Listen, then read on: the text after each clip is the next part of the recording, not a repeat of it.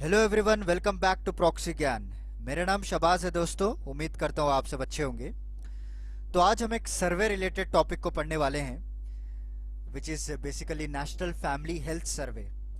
जी हाँ दोस्तों, इसका फिफ्थ वर्जन जो हुआ है रिसेंटली, उसके बारे में हम डिस्कस करेंगे। क्योंकि हालांकि जो सर्वे कई जो पास्ट मंथ ही आ गया था, बट हाउएवर थोड़ा data related to total fertility rate, ये सारा कुछ अभी बाकी था। तो मैं थोड़े दिन के लिए वेट किया ताकि सारा कुछ डेटा आ जाए, ताकि आपको सारा कुछ कंपाइल करके मैं आपको एक ही लेक्चर में बता सकूं। तो बेसिकली आज हम इस लेक्चर के बारे में डिस्कस करेंगे, सर्वे के बारे में। राइट, चाइल्ड स्टंटिंग क्या होता है और यूएन के क्या क्या टारगेट्स हैं, क्या इंडिया उस टारगेट्स को मिस कर रहा है, और इस सर्वे के बारे में भी जानेंगे कब कितने सर्वेस किए गए थे अभी तक और किस तरह सा इम्प्रूवमेंट रहा है इंडिया में। तो वेरी इंपॉर्टेंट टॉपिक है। तो चलिए आगे बढ़ते हैं। आगे बढ़ने से पहले मैं छोटा सा रिमाइंडर मैं आपको देना चाहता हूं कि अगर आपको इसी तरह इंटरेस्टिंग कोर्सेज देखना है तो हमारा वेबसाइट है www.proxygyan.com। वहाँ पे जाइए, विजिट कीजिए, हमारे पेन ड्राइव और एंड्रॉयड कोर्सेज को एक्सप्लोर कीजिए आप। क्योंकि कई सारे एजुकेटर्स ने बड़े इंटरेस्टिंग तरीके से आपको पढ़ा रखा है वहाँ पे, ताकि आपके सारे बेसिक कॉन्सेप्ट जो है क्लियर हो जाएंगे, जो कि आपको एंट्रेंस लेवल एग्जाम क्लियर करने में मदद मिलेंगी। और स्पोकन इंग्लिश कोर्सेज भी डिज़ाइन किए गए हैं। तो जल्दी से जाइए, आज ही चेकआउट कीजिए और अपने रिक्वायरमेंट के हिसाब से आप अपने कोर्सेज को परचेस कर सकते हैं। तो चलिए दोस्तों आगे बढ़ते हैं। तो रिसेंट न्यूज़ यही है कि first phase of national family health survey conduct किया गया है और इसके रिजल्ट्स भी पब्लिश किए गए हैं through ministry of health and family welfare. Basically इनके अंडर ये आता है। And this NFHS is a large scale multi round survey, आप कह लीजिए। राइट, कई सारे सैम्पल्स को कलेक्ट किया जाता है, कई सारे रिप्रेजेंटेटिव्स इसमें इंक्लूड किए जाते हैं, तब जाकर फाइनली इस रिपोर्ट को पब्लिश किया जाता है। राइट, तो however it comes under the ministry of health and family welfare. ये भी इम्पॉर्टेंट है, मिनिस्ट्री आपको कई बार एग्जाम में पूछे जा सकते हैं। और इसके साथ साथ एक international institute of population science, एक इंटरनेशनल इंस्टीट्यूट है जो मुंबई बेस्ड है, इनसे मिलकर ये सर्वे को कंडक्ट किया जाता है। बेसिकली जो IIPS है, international institute for population sciences, इनको 1956 में इस्टेब्लिश किया गया था। और ये जॉइंट पार्टनरशिप करता है गवर्नमेंट ऑफ इंडिया और यूनाइटेड नेशन के साथ। राइट, और IIP itself it's a premium institute. ऐसे टाइप के जो स्टडीज़ करते हैं, पॉपुलेशन स्टडीज़, उनमें रिसर्च करना और जो क्या क्या प्रोग्रेस है, सारा कुछ इन्हीं के अंडर आता है। राइट, और फेज़ 2 अभी आना बाकी है दोस्तों, क्योंकि डिलेड हो गया है। डिले हो गया है क्योंकि ड्यू टू दिस पैंडमिक। आप सभी लोग जानते हैं किस तरह हमने 2020 को गुजारा है। तो many of lockdown, many of restrictions, right, many of rules and regulations, curfew, section 144। तो इसके वजह से क्या हो गया है, फेज़ 2 अभी बाकी है। अभी फेज़ 1 में सिर्फ थोड़े स्टेट्स इसमें कवर किए गए हैं, जैसे कि आपको महाराष्ट्र हो गया, बिहार, वेस्ट बंगाल। और इसमें यूनियन टेरिटरीज अगर आप देखें तो 5 यूनियन टेरिटरीज हैं, लक्षद्वीप, इसमें भी कंडक्ट किया गया। और Jammu and Kashmir, including Jammu and Kashmir की बात कर रहा हूँ मैं आपको। राइट, और फेज़ 2 में जो स्टेट्स हैं, यूपी, पंजाब, MP, इनके रिजल्ट्स अभी आना बाकी हैं। ये आपको मई 2021 तक आ जाएंगे। फिर अगेन मैं इसका आपको सेकंड पार्ट लेकर आऊँगा। तो पार्ट 1 में हम डिस्कस करेंगे रिगार्डिंग दिस एंटायर फेज़ 1, जो भी स्टेट्स कवर किए गए हैं उसके बारे में। राइट, तो basically it provides a indicator for tracking this 30 sustainable development goals, कि जो SDG गोल्स हमने बनाए हैं 2030 तक हमें इसे अचीव करना है। तो ये सारे रिपोर्ट जो है उसका एक बेसिक फाउंडेशन आप कह लीजिए, कि अगर एक प्रॉपर रिपोर्ट डाटा हमारे पास रहेगा, ताकि आगे चलकर हम उसको प्रॉपर पॉलिसीज़ को डेवलप कर पाएंगे कि किस तरह से हम टारगेट्स को मीट कर पाएँ। राइट, तो चलिए आगे बढ़ते हैं। तो फेज़ 2 जैसे मैंने आपको बता दिया, पैंडमिक की वजह से डिले हो गया है। और कौन से जो स्टेट्स हैं, जो यूपी है, पंजाब, वहाँ पे अभी रिजल्ट्स आना बाकी है। राइट, तो इस 2019 में जो सर्वे किया गया था उसका रिजल्ट 2020 में आया था। बट फर्स्ट टाइम इसमें कई सारे फैक्टर्स को भी इंक्लूड किए गए हैं, जैसे कि प्री स्कूल एजुकेशन हो गया, और disability, access to toilet facility, उन लोगों को भी इंक्लूड किया गया है, डेथ रजिस्ट्रेशन। राइट, और bathing practices during menstruation, this is also very different topic. ये इसके पर भी डाटा लाना बहुत ज़रूरी था। राइट, और पहली बार जो है percentage of women and main को देखा गया कि कितने लोग इंटरनेट को भी यूज़ कर रहे हैं। आगे मैं आपको डेटा भी बताऊंगा कि अर्बन एरियाज़ और रूरल एरियाज़ में कितना इनका इंटरनेट यूसेज रहा है। तो चलिए इसकी हिस्ट्री के बारे में थोड़ा जान लेते हैं। अभी तक आपको 3 राउंड्स ऑफ सर्वे किए गए हैं सिंस आपको 1992 1993 से उस साल से आपको फर्स्ट सर्वे किया गया था। तो टोटल आपको 3 सर्विस हुए हैं। तो देखते हैं इस सर्वे में क्या क्या इम्प्रूवमेंट हुआ है या फिर कहीं के वहीं स्टैग्नेट है। हम सारा कुछ हम देखेंगे। तो जैसे मैंने आपको बताया ये कैप्चर डाटा आपको 2014 से लेकर 15 तक जो भी है इसके बीच में कैप्चर किया गया है सारा कुछ डाटा। और जो भी टॉपिक्स इसमें इंक्लूड किए गए हैं प्री स्कूल एजुकेशन और disability, access to toilet facility, death registration, ये सारा कुछ आप एमसीक्यू टाइप ऑफ क्वेश्चंस में आपको पूछ सकते हैं क्योंकि ये समथिंग न्यू है। तो बेसिकली एग्जामिनर इस पे फोकस करेगा। सो रूटीन जो है चाइल्ड स्टंटिंग, चाइल्ड वेस्टिंग, वहाँ पे तो कोई भी आंसर दे सकता है, बट इस बार क्या इंट्रोड्यूस किया गया है उसके पर आपको क्वेश्चंस बनाए जा सकते हैं। तो चलिए आगे बढ़ते हैं and we will move towards this report कि चाइल्ड स्टंटिंग में क्या कहा गया है। उससे पहले मैं आपको इस डाटा जो कंप्लीट रिपोर्ट इशू की गई है उसका थोड़ा बहुत मैं आपको एनालिसिस देना चाहता हूँ कि जो एनालिसिस किए हैं एक्सपर्ट्स और ऑथर्स ने, क्योंकि सेवरल स्टेट्स ऐसे हैं कंट्रीज में जो उल्टा ख़राब होते गए हैं और थोड़े स्टेट्स ऐसे हैं जो इम्प्रूवमेंट दिखाएं। In the case of malnutrition ले लीजिए आप, better access to the drinking water, sanitation, इन केसेस में थोड़े स्टेट्स इम्प्रूवमेंट्स दिखाए हैं और थोड़े states even they got into worse condition, right. So ये जो लेटेस्ट डाटा जो कैप्चर किया गया है ये बिफोर पैंडमिक का डाटा है। 2019 में जो कंप्लीट ईयर है 2014 से 19 तक, बिफोर पैंडमिक ऑब्वियसली, तो आपको कई सारे इम्प्रूवमेंट्स भी दिखेंगे और रिवर्सल्स भी दिखेंगे। बट हाउएवर अभी फेज 2 अगर आएगा तो देयर वी विल होप कि एक रियलिटी बेसिस पे डाटा आएगा, क्योंकि 2019 को भी they will include, I hope. So even though they will not include also, we will get some kind of data practically. तो देखते हैं क्या होता है, क्या इम्प्रूवमेंट्स होता है, राइट। और ग्लोबल न्यूट्रिशन रिपोर्ट अगर आप देखें 2020 के जब आई थी, ये भी न्यूज़पेपर में था, तो India is among 88 countries, right. So 88 country, 88 rank था हमारा, which likely to miss the global nutrition target. तो यूनाइटेड नेशंस ने एक न्यूट्रिशन टारगेट को सेट किया था 2025 तक हम 5 टारगेट्स को जो अचीव करेंगे। आगे चलकर मैं आपको बताऊंगा, उसमें चाइल्ड स्टंटिंग रिड्यूस करना है, अंडर वेट को रिड्यूस करना है। तो this kind of targets are set and the timing will be the 2025, right. Hardly we are 4 years to go. तो उसको भी हम मिस करने के कई सारे चांसेस हैं due to this pandemic, right. And ये भी कहा गया है रिपोर्ट में, जब न्यूट्रिशन रिपोर्ट आई गई थी, highest rates of mall nutrition भी हमारे इंडिया में ही पाया गया है। जो इनइक्वालिटीज़ है मॉल न्यूट्रिशन को अचीव करने के लिए, वो भी इंडिया के अंदर ही पाया गया है।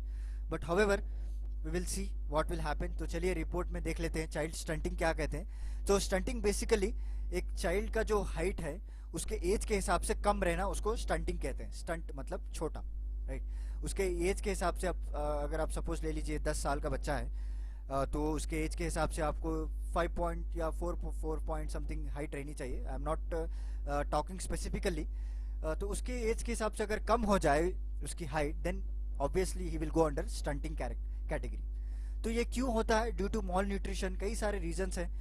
बेसिकली जब बचपन में जब बेबी या जो भी पैदा होते हैं तो उनको प्रॉपर जो ब्रेस्ट मिल्क नहीं मिलता है, प्रॉपर कंडीशंस नहीं मिलती हैं, ड्यू टू सैनिटेशंस उनका अफेक्ट होता है हेल्थ, और उसके वजह से मॉल न्यूट्रिशन भी होता है। Due to mother malnutrition it has a directly impact on child also, right. They are all interlinked. और कई सारे इन्फेक्शंस भी हो जाते हैं बच्चों को। So delicately we have to grow them. और poor social stimulation, economic, family condition की वजह से भी इन लोगों के सारा चीज़ अफेक्ट पड़ती है। इसके वजह से क्या होता है, आगे चलकर इनके कई सारे एडवर्स इफेक्ट हमको देखने को मिलते हैं in case of physical development of child, क्योंकि इसके वजह से एम्प्लॉयमेंट अपॉर्चुनिटीज़ में भी आपको इफेक्ट पड़ सकते हैं, राइट। सो कई सारे ऐसे एम्प्लॉयमेंट्स हैं जहाँ पे फिजिकल जो डेवलपमेंट है वो मैटर करते हैं। They look about the height, they look about the weight, right, they look about the vision, everything. So based on that they will qualify for any government, not any government, certain kind of government categories like defense, police sector.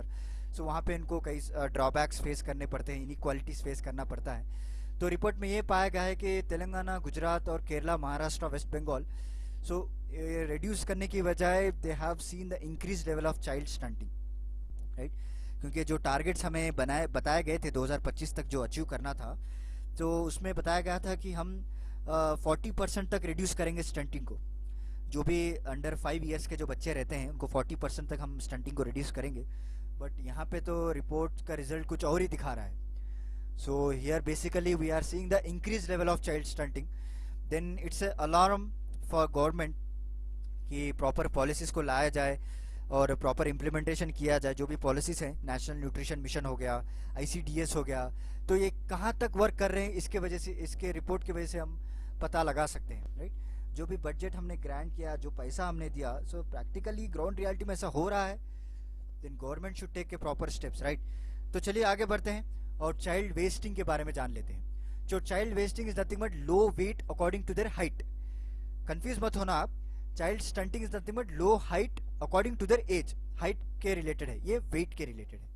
तो इसके height के हिसाब से कितना wait होना चाहिए, that's a basic important thing.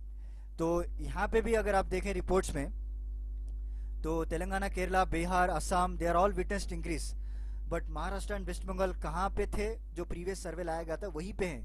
ना improve हुआ है ना डिक्रीज हुआ है. कम से कम डिक्रीज तो होना चाहिए था. So there is a lot of gap between NH4 जब सर्वे लाया गया था और NH5 अब लाया जा रहा है, तो इवन 5 ईयर्स का गैप देखने को मिला है. So but still they are stagnate and few states और इंक्रीजेस, राइट. सो क्योंकि टारगेट्स में ये भी मेंशन है कि 30% ऑफ रिडक्शन करेंगे हम लो बर्थ वेट में, right. 40% in the child stunting and 30% reduction the low birth weight. इसीलिए कहा गया था, जब ये एनालिसिस किए थे हमारे एक्सपर्ट्स और ऑथर्स ने, तो उन्होंने क्लियरली मेंशन कर दिया कि we are likely to miss the targets. अगर गवर्नमेंट अभी से, हमारे पास 4 ईयर्स ऑफ टाइम है, अगर प्रॉपर स्टेप्स लेते हैं then we will have little bit improvement. But however उसके पर भी लेक्चर लाएंगे हम जब ये प्रॉपर डायग्नोसिस किया जाएगा रिपोर्ट्स के बारे में. तो अंडर वेट की बात कर लें तो 2000 और 2016 से अगर आप देखें तो even though we are decrease, ऐसा नहीं है कि हमने कोई इम्प्रूवमेंट नहीं किया है. सो 66% से लेकर अगर 16 साल का अगर टाइम पीरियड देखेंगे तो 58% तक हमने रिड्यूस किया है. And in girls from 54 to 50%, okay, but not show 4% का ही डिफरेंट है गर्ल्स में, but still high when we compare to the on an average with the other countries in Asias. क्योंकि एशिया का ही एवरेज आपको 35% है and we are still at 58%. Then how can we'll manage to achieve our target, right. So अगर Asia के target के आसपास तो भी अगर हम रहते तो we can easily achieve it, right. So Asian countries का अगर आप एवरेज देखें तो 35% और 31%, where we are at 58%. And big states जो है गुजरात, महाराष्ट्र, वेस्ट बंगाल, तेलंगाना, असम, यहाँ पे तो कई सारे इंक्रीज देखने को मिला है. So there is no positive report, positive thing अगर आप देखें, पॉजिटिव रिपोर्ट ही नहीं है कोई भी, राइट. तो जो चाइल्ड स्टंटिंग का अगर एवरेज में अगर आप पूछे मुझे तो it will also we are increasing, क्योंकि एशिया का जो एवरेज है in the case of child stunting वो 22.7% है and in child wasting 9.4%. But however we are more than beyond that, हम कई जो है परसेंटेज आगे हैं उनसे. एंड इवन दो अभी भी कई सारे स्टेट्स इंक्रीज पाया गया है. तो चलिए आगे बढ़ते हैं और चाइल्ड मोर्टेलिटी रेट के बारे में जान लेते हैं. So basically infant mortality rate is nothing but number of deaths पर 1000 लाइव बर्थ्स. 1000 बच्चों में जो किन लोगों की, बच्चों की जो मौत होती है, जो डेथ हो जाते हैं, तो उसको कैलकुलेट किया जाता है पर 1000 under 5, is called under 5 mortality rate, okay. So Maharashtra में अगर आप देखें तो under 5 mortality rate is basically same ही है. जब NFHS लाया गया था, national family health survey, fourth जब लाया गया था, तब भी अगर आप इस 5th पार्ट में भी अगर आप कंपेयर करेंगे तो सेम है. और बिहार में थोड़ा बहुत रिडक्शन को देखने को मिला है, 3% they have reduced, okay. So there is a little progress in many of the states. ये हमें इस लेसन लेना है इस रिपोर्ट से, राइट. तो over 60% of child mortality is explained by the child malnutrition. Basically सही बात है, due to malnutrition they are interlinked, right. Interlink होने की वजह से क्या हो गया है, they are causing, proper food अगर ना हो, प्रॉपर हेल्थ नहीं रहेगी. प्रॉपर हेल्थ अगर ना हो तो इन लोगों को प्रॉपर मेडिकेशन भी पाप नहीं मिल रहा है. So due to this we are facing this mortality rate high. So this are interlink. तो चलिए आगे बढ़ते हैं और gender gap in internet use, ये एक नया फैक्टर इसमें लाया गया है, राइट. ये एक, उससे पहले मैं आपको फर्टिलिटी रेट के बारे में थोड़ा बता दूं. This is data which recently publish, हाल ही में दिसंबर के महीने में इसको पब्लिश किया गया था. सो टोटल फर्टिलिटी रेट, जो नंबर ऑफ चिल्ड्रन बोर्न होते हैं फॉर ईच वुमेन, उसको कहा जाता है in entire is life span. एक वुमेन के जो लाइफ स्पैन में जो जब तक वो चाइल्ड बेयरिंग ईयर्स करती है तब तक जितने भी she is giving birth to the children, that comes under the total fertility rate. However, Sikkim has recorded the lowest TFR with one woman bearing one children on average, और बिहार में सबसे ज़्यादा TFR पाया गया है आपको 3 children per woman, राइट।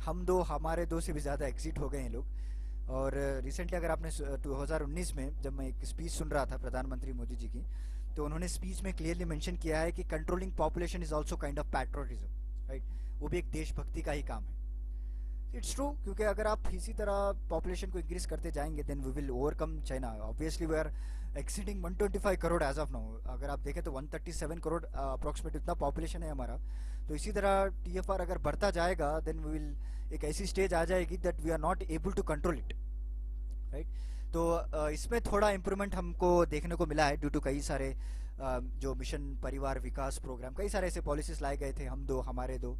और government employees को भी, उनको भी कई सारे इंसेंटिव्स दिए गए थे फॉर 2 चिल्ड्रंस ओनली, बट अगर वो एक्सीड करते हैं तो उनको नहीं मिलेंगे। और असम में भी कई सारे ऐसे जो स्टेट वाइज भी कई सारे स्कीम्स लाए गए थे। But however 19 out of 22 survived states TFR जो है बिलो रिप्लेसमेंट लेवल इनको पाया गया है।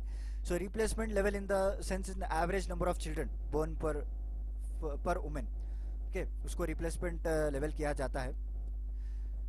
एंड यूज़ ऑफ कॉन्ट्रासेप्टिव्स अगर बात करें, जो पिल्स कहते हैं, तो in order to regulate the population, control the population, वो भी इंक्रीज हुआ है।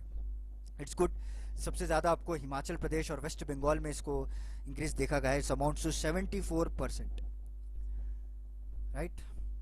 This is about this is about basically some positive things which reflected in this report. तो चलिए इसके रिलेटेड स्कीम्स को भी हम देख लेते हैं। सो मिशन परिवार विकास लाया गया था 2017 में। इसका मकसद यही था कि फैमिली प्लानिंग को बढ़ावा दिया जाए और जो भी कॉन्ट्रासेप्टिव पिल्स है उसके पर फोकस किया जाए, राइट। और मेनली इनका focus 146 high fertility districts, basically they are from Bihar and north eastern states में फोकस किया गया था तब 2017 में। They are achieving the target. Even now the Sikkim has the lowest TFR and Bihar is still in progress. और इसके बाद नेशनल फैमिली प्लानिंग प्रोग्राम भी लाया गया था 2005 में। सो जैसे मैंने आपको बताया कि इसमें कई सारे गवर्नमेंट एम्प्लॉयज़ को भी इंसेंटिव्स दिए गए थे अंडर दिस प्रोग्राम, कि अगर आप नेशनल फैमिली प्रोग्राम के तहत अप्लाई करते हैं तो आपको 2 बच्चों के लिए some kind of sort of incentives will be there. जब मुझे याद था इस स्कीम के बारे में तो इसीलिए मैंने आपको बता रहा हूँ। तो चलिए आगे बढ़ते हैं। और जो नया फैक्टर इसमें लाया गया है, internet use of main and women, इसके बारे में जान लेते हैं। तो बेसिकली इसमें परसेंटेज ऑफ वुमेन की बात करें जो इंटरनेट यूज़ करते हैं, रूरल इंडिया में ऑब्वियसली कम है when compare to the men, okay. In urban India की बात करें, 10 states and 3 union territories are reported where more than 50% of women who had never use the internet. ये urban India की बात कर रहा हूँ मैं। शॉकिंग लगा ना आपको, राइट। 10 स्टेट्स ऐसे पाए गए हैं और 3 यूनियन टेरिटरीज ऐसे हैं जहाँ पे मोर than 50%। Urban India is nothing but it's kind of developing, right. बड़े बड़े जो सिटीज़ हैं वहाँ पे भी आपको उन्होंने कभी had never ever use the internet. इसमें Goa number 1, Himachal Pradesh, Kerala, Maharashtra, this are the few states, right. So Goa is the top, आप अच्छे से याद कर लीजिए। And 5 states reporting the lowest percentage of women who ever use the internet in urban India, but even though their percentage is very low, right.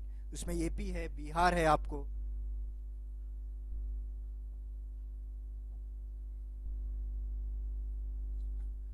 और त्रिपुरा है, Telangana and Gujarat. Sorry, थोड़ा गले में खराश थी इसीलिए पानी पी रहा था। So Telangana, Gujarat, so this are the few lowest percentage of women.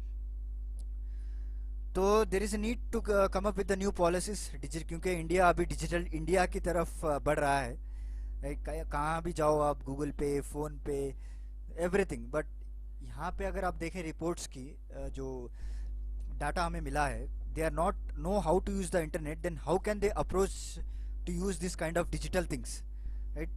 So there is need to come up with the new policies to improve them.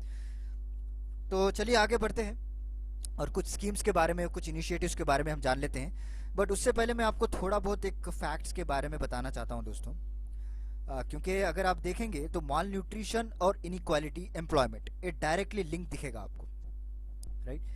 क्योंकि बेसिकली माल न्यूट्रिशन और डिफरेंट फॉर्म्स ऑफ इनइक्वालिटी को फोकस में रखा है ये report. Geographical location को ले लीजिए आप, एज के हिसाब से इनइक्वालिटी की जा रही है, जेंडर के हिसाब से इनइक्वालिटी की जा रही है।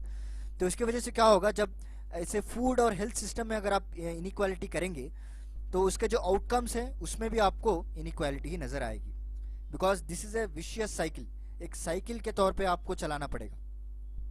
अभी ये कोविड-19 की वजह से तो कई सारे सोशो इकोनॉमिक इनइक्वालिटीज आ चुके हैं, that is a different thing, but इससे पहले जब रिपोर्ट ये कैलकुलेट की गई थी तब तो कोई कोविड नहीं था, तो वहाँ पे हम लोगों ने कई सारे इनइक्वालिटीज को देखने को मिले, based on ethnicity, based on education, based on wealth, based on age, everything everything आपको इनइक्वालिटीज देखने को मिली। सो रिपोर्ट मेनली बताना चाहता है कि अगर आप इनइक्वालिटीज हटा देंगे, ऑटोमेटिकली मॉल न्यूट्रिशन भी आपको हट जाएगा, उसको भी हम रिड्यूस कर सकते हैं। और कई सारे ऐसे फैक्ट भी हैं, और यूएन ने भी जब 2016 में यूनाइटेड नेशन जनरल असेंबली जब हुआ था तो उन्होंने एक डिकेड को ही अनाउंस कर दिया था as a UN decade of action and nutrition from 2016 to 2025। Still we are under it, कि हम लोगों ने अभी पार नहीं किया है उसको, उसका उस 10 साल के जो पीरियड को UN decade of action and nutrition कहा जाता है। वेरी इंपॉर्टेंट है पॉइंट, आपको एग्जाम में नोट डाउन कर लीजिए, आप एग्जाम में पूछ सकते हैं। और एसडीजी गोल नंबर 2 अगर आप देखें, जीरो हंगर, राइट, उसमें क्लियरली मेंशन है कि हम सारा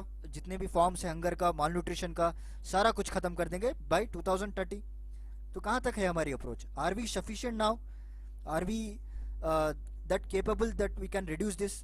इसीलिए कई सारे ऑथर्स ने कहा है कि we are likely to miss the target, but anyhow अभी आखिरी दम तक हमें लड़ना है, we will still achieve, we are still have time, right. इसका मतलब ये नहीं कि आप ऐसा अचीव नहीं कर पाएंगे तो छोड़ देंगे, तो still government has come up with the new policies etcetera. और जो टारगेट्स मैंने बताया था आपको, जो कि 6 टारगेट्स हैं, एक तो रिड्यूस स्टंटिंग बाय 40%, और reduce the prevalence of anaemia by 50% among women. Anaemia जो बीमारी, जो खून की कमी की बीमारी जो कई सारे वुमेन्स में पाई जाती है, between the mainly at the group of 19 and 50 years, I think so 19 to 50 years के बीच में, तो उन लोगों का जो परसेंटेज है वो भी 50% रिड्यूस करने की बात की गई है। और चाइल्डहुड ओवरवेट है उसको इंक्रीज करने की बात की है, सॉरी आई थिंक डिक्रीज करने की बात की गई थी उस टारगेट्स में। और चाइल्डहुड वेस्टिंग को भी 5% रिड्यूस करने का ये भी इसमें टारगेट्स में मेंशन किया गया है। There are various targets, right. तो India will miss the targets for 4 nutrition indicators, जो हमारे ऑथर्स का कहना है। स्टंटिंग में हम मिस करने के चांसेस हैं, और एनीमिया जो among women of reproductive age, जो मैंने आपको बताया 19 टू अप्रॉक्सीमेटली 50 ईयर्स, तो उन लोगों जो 50% रिडक्शन का जो बताया था यूनाइटेड नेशन ने, उसको हम मिस कर सकते हैं, ऐसे चांसेस है इस डाटा के हिसाब से। और चाइल्डहुड ओवरवेट को मिस कर सकते हैं, और एक्सक्लूसिव ब्रेस्ट फीडिंग वो भी हम मिस करने के चांसेस है। But this are the report जो डाटा हमने पढ़ा है, but even though ground reality कुछ अलग है, government has to come up with the new policies, ताकि इन मिनिमम टारगेट्स को हम अगर कंप्लीट कर लेंगे then they are where at par with other nations also, right. तो चलिए आगे बढ़ते हैं। तो क्या क्या इनिशिएटिव्स इन्होंने लिया है? Integrative child development scheme, ICDS scheme इसे कहा जाता है, 1975 में इसको लॉन्च किया गया था। और बेसिकली इनका मकसद यही है कि वुमेन और children below 6 years of age, उनको प्रॉपरली एक हेल्थ चेकअप हो, और बच्चों के लिए preschool non formal education हो, न्यूट्रिशन एंड हेल्थ एजुकेशन दिया जाए, और इनको इम्यूनाइजेशन प्रोवाइड किया जाए इस स्कीम के अंदर। और ये जो मिनिस्ट्री है वेरी इंपॉर्टेंट है, ministry of women and child development, इसके तहत इस स्कीम को लॉन्च किया गया था। ICDS scheme very important, exam point of view से भी मिनिस्ट्री है, या फिर लॉन्चिंग डेट या उसके फीचर्स भी आपको पूछ सकते हैं। तो चलिए नेक्स्ट है national health mission. So the mission was launch in the year 2013, 2013 में इसको लॉन्च किया गया था। और बेसिकली ये 2 स्कीम्स को मिलाकर क्लब करके इसको बनाया गया था। एक तो नेशनल रूरल हेल्थ मिशन है and national urban health mission है, राइट। दोनों को ऑब्जर्व करके इसको बनाया गया था। And this mission also implemented by ministry of health and family welfare, जिन्होंने इस रिपोर्ट को पब्लिश की गई थी, नेशनल फैमिली हेल्थ सर्वे जो अभी हम पढ़ रहे हैं, उन्हीं के मिनिस्ट्री के तहत इस मिशन को भी लॉन्च किया गया था। ओके, सो अभी मार्च 2018 तक इसका टारगेट था, but however it still continued, इसका जो टारगेट है उसको एक्सटेंड कर दिया गया था मार्च 2020 तक। तो वो टारगेट भी they have completed now. Let's see what, इसकी भी रिव्यू की जाएगी। अगर ऐसा रिव्यू मीटिंग के ऊपर कोई रिपोर्ट आए तो उसके ऊपर भी मैं आपको लेक्चर लेकर आऊँगा कि कितने हमने इम्प्रूवमेंट्स देखे हैं और क्या क्या रिवर्सल्स देखे हैं इसमें। और इनका जो फोकस रहेगा वो आपको रिप्रोडक्टिव, मैटरनल और नियोनेटल चाइल्ड के पर और एडोलेसेंट हेल्थ के पर इनका फोकस रहेगा, और कम्युनिकेबल नॉन कम्युनिकेबल डिसीज़ किस तरह से रिड्यूस किया जाए, ये इनका मेन मकसद रहेगा। नेक्स्ट है लास्ट स्कीम हमारी national nutrition mission. Right, this mission is also called पोषण अभियान। अभी भी ये मिशन चल रही है। कई सारे जो है इसमें बजट में भी आपको सुना होगा आपने, कई सारे बजट भी पास किए जाते हैं। तो बेसिकली ये इनका मेन मकसद यही है कि फ्री ऑफ मॉल न्यूट्रिशन हो 2022 तक। अभी एक साल तक इसका टारगेट है। And they will focus on pregnant and lactating mother, children and adolescents. और इनका टारगेट ये है कि अंडर न्यूट्रिशन को बाय 2% इसको रिड्यूस किया जाए, एंड लो बर्थ वेट जो है उसको भी 2% रिड्यूस किया जाए 2022 तक, and anaemia by 3%। So by 2022 इनका ये भी मकसद है कि जो भी स्टंटेड चिल्ड्रन है उसको भी 25% तक इनको रिड्यूस कर दें। So this are the few targets and this of the जो मिशन का जो एंडिंग टाइम है वो मैंने आपको एग्जाम पॉइंट ऑफ व्यू से जो रहता है वो मैं आपको मेंशन कर दिया हूँ कि कौन सी मिनिस्ट्री के अंदर आती है और कब लॉन्च किया गया है और इसका जो टारगेट है उसे क्या है, बस उसमें से आपको क्वेश्चंस पूछे जाते हैं। तो चलिए दोस्तों, उम्मीद करता हूँ आपको थोड़ा आज लेक्चर बड़ा हो गया है, जानता हूँ मैं भी, क्योंकि वेरी इंपॉर्टेंट है आपको कि एग्जाम पॉइंट ऑफ व्यू से अगर आप मेंस लिख रहे हैं तो ये सारा डाटा आप मेंशन कर सकते हैं वहाँ पे। You are not going to search any resource. आपको पर्टिकुलर टॉपिक के लिए अलग अलग रिसोर्स सर्च करने की कोई ज़रूरत नहीं है। सारा कुछ मैं आपको कंपाइल करके एक ही लेक्चर में ला दिया हूँ। तो उम्मीद करता हूँ आपको आज का लेक्चर पसंद आया होगा। जो भी हमने फैक्ट्स, जो भी डाटा, जो भी स्कीम्स हमने डिस्कस किए वो आपको समझ में आए होंगे। अगर कोई भी डाउट है, बिकॉज ये डाटा इतना आसान से याद नहीं रहता है, then you can note it down on a small notes, ताकि आप बार बार देखेंगे तो उसको याद हो जाएगा, because it will create a positive impact. क्योंकि देखिए, थीरी पार्ट जो है हर कोई लिखता है एग्जाम में। जब आप कोई स्पेशल कुछ हटकर लिखेंगे उनसे, या कंपैरेटिव स्टडी करेंगे या फिर क्रिटिकल एनालिसिस करेंगे, तब जाकर एक एग्जामिनर के ऊपर एक पॉजिटिव इम्पैक्ट पड़ता है। हाँ भाई, इसने कुछ स्टडी कर कर आई है या आया है और इसके पास अच्छा पर्टिकुलर डाटा है, and he will capable to do it, right. तो चलिए, मिलता हूँ फिर मैं आपको अगले लेक्चर के साथ कुछ इंटरेस्टिंग टॉपिक के साथ। तब तक के लिए धन्यवाद दोस्तों।